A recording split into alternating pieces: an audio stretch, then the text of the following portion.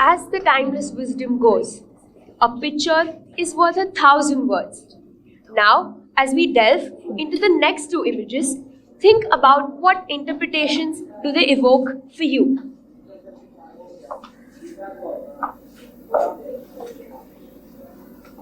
The first image was of the Kamakhya temple situated in Assam. It is one of the 51 Shakti Peethas. Shakti Peethas are important pilgrimage destinations for Hindus. Ma Kamakhya, also known as the menstruating goddess, is worshipped at this temple.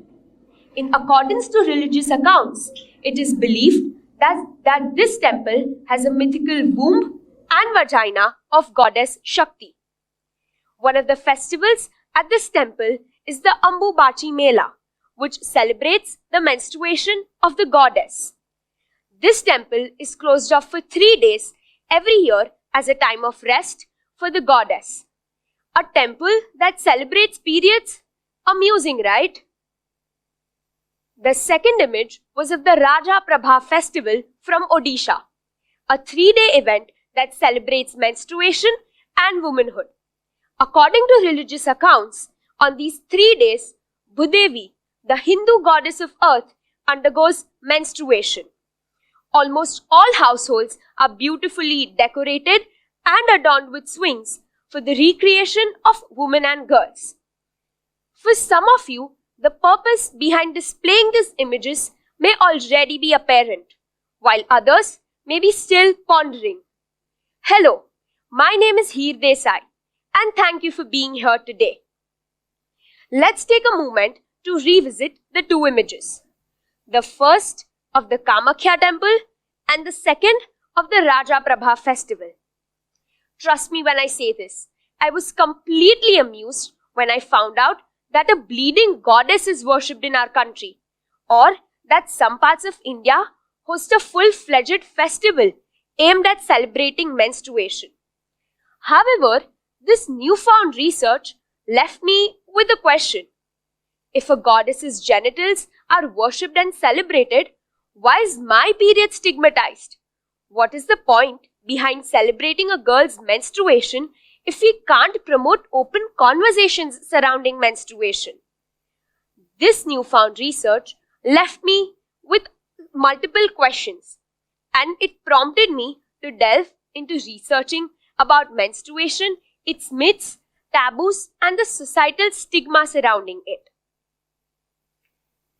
I have come to realize that the topic of menstruation is largely like a silent and unspoken agreement in our society to keep conversations about menstruation hidden away and undiscussed.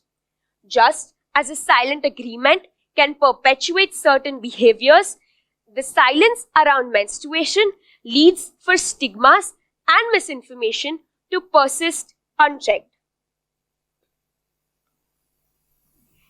Trust me when I say this. This silent agreement causes challenges for millions of girls across the country. Allow me to illustrate this with a few real-life examples. This is Priyanka Meena, a 15-year-old from Rajasthan, India.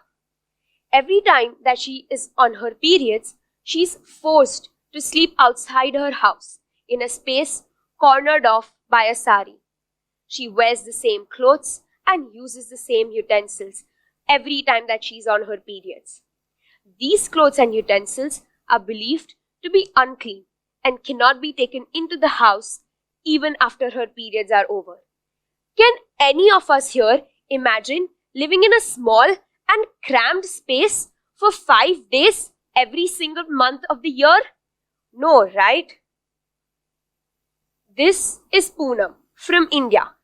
On the last day of her periods, she burns her cotton cloth to prevent animals from feeding on them, which is considered inauspicious.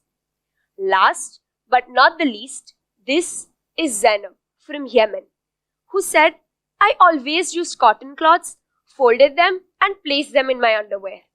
I came from an uneducated family, so I did not know that there were menstrual pads used for this purpose.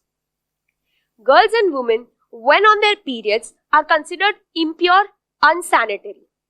A UNICEF study showed that 48% of girls in Iran thought that menstruation was a disease. A disease? Seriously.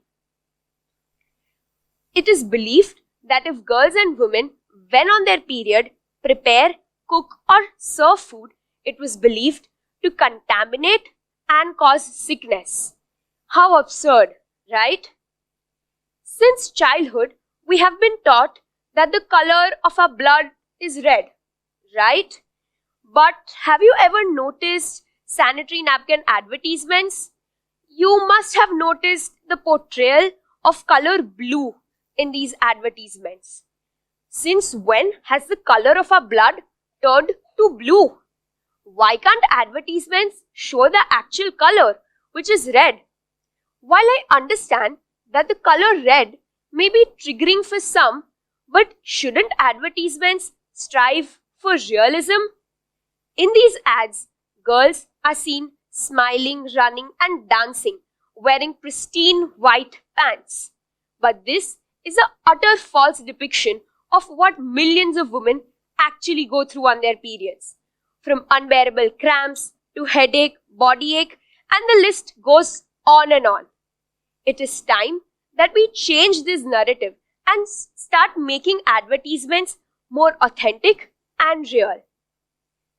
As someone who strongly believes in education and the power it holds, I was completely shocked when I read that nearly 23 million girls in India annually skip school or leave school when they start their periods. Girls fear staining and being mocked and teased by their fellow male classmates. The access to safe and hygienic toilets, adequate menstrual education, and adequate menstrual products are the reasons and act as barriers that cause girls to skip school.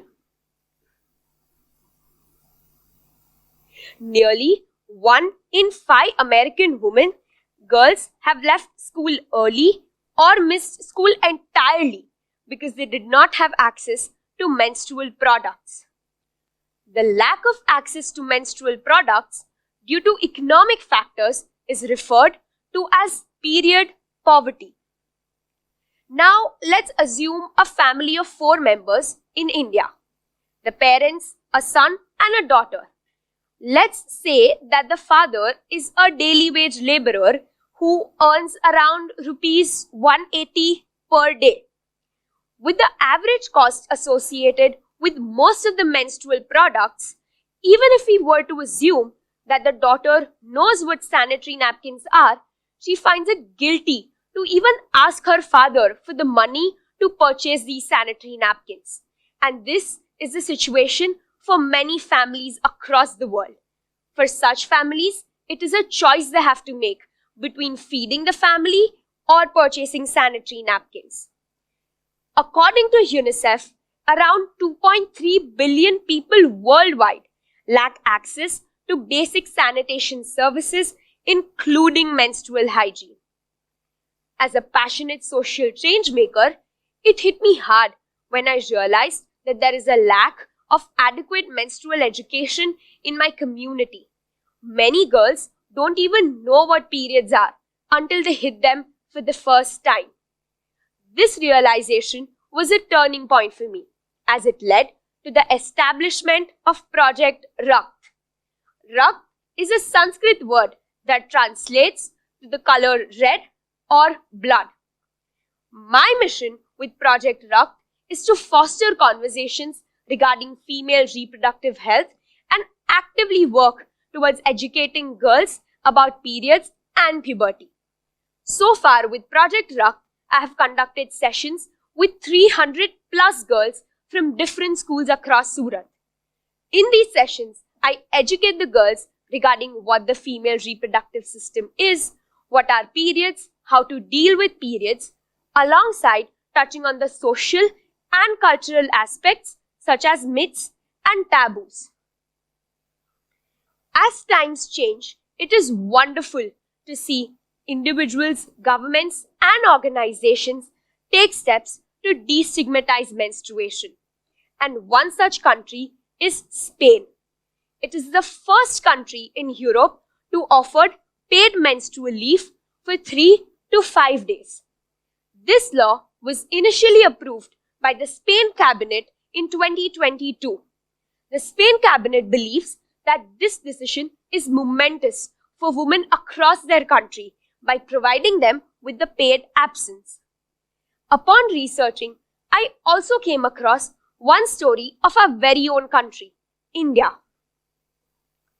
Last year, in 2023, Kolkata witnessed a Durga Puja Pandal centered around the theme of Rutmali, which is basically the menstrual cycle.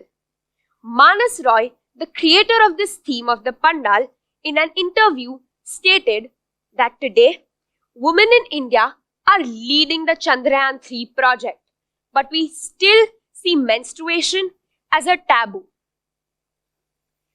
These were just some enthralling stories of people all around the world who are working towards destigmatizing menstruation. Being on the rag, that time of the month, and what not do we call this beautiful and natural process of menstruation. It is time that we change this narrative.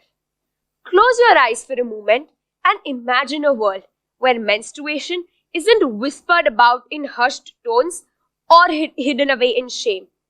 Picture a society where every person feels empowered to embrace their body's natural rhythm. Because whether you menstruate or not, everybody had a room that was a womb. Today, it is time that we shatter this silent agreement and together as a community pledge to educate, advocate and uplift voices, ensuring that menstruation is embraced as a symbol of strength and resilience. Thank you.